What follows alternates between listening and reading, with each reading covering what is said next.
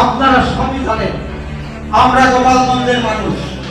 আমরা বিগত 5 আগস্ট ছাত্র জনতার গণ-অভ্যুত্থানে যখন স্বৈরাচার সরকার পালিয়েছে, আমার রাজনৈতিক অভিভাবক, আমার প্রান্তীয় নেতা, বাংলাদেশ জাতীয়তাবাদী স্বেচ্ছাসেবক দলের বিপ্লবী সভাপতি এসব চৌধুরী বারবার বলেছে, সুযোগ দল মত নির্বিশেষে গোপালগঞ্জের মানুষের উপকার করো। আমরা যারা গোপালগঞ্জে বিএনপির রাজনীতি করি, আমরা আমাদের সাধ্যমতো চেষ্টা করেছি সকলের পাশে দাঁড়াতে।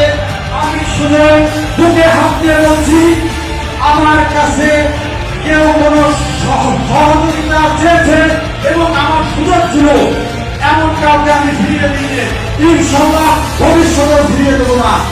তবে একটা বিষয় বলতেই হয়, আমাদের সম্মানিত কেন্দ্রীয় নেতৃবৃন্দ এসেছে, আমাদের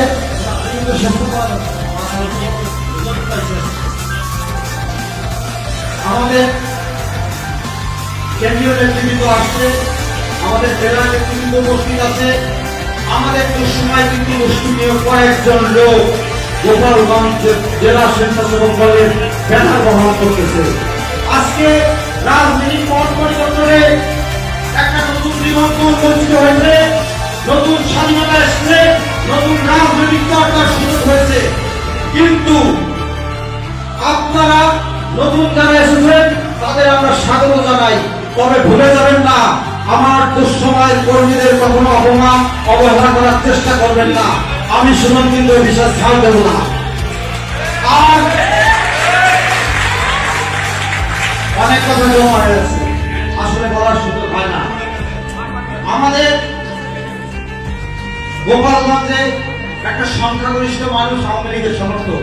কে কি রাজনৈতিক দল করবে এটা তার ব্যক্তিগত স্বাধীনতার বিষয়। আমরা শহীদ রাষ্ট্রপতি জিয়া রহমানের দল বহুদলীয় গণতন্ত্রে বিশ্বাসী, আমরা মত প্রকাশে বিশ্বাসী। তবে কোন অবস্থায়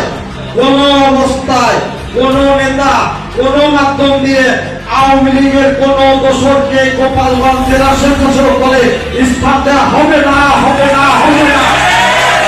যদি এমন চেষ্টা হয়, আপনাদের সাথে নিয়ে আমরা প্রতিরোধ করে তুলব, প্রতিবাদ করবো ইনশাআল্লাহ।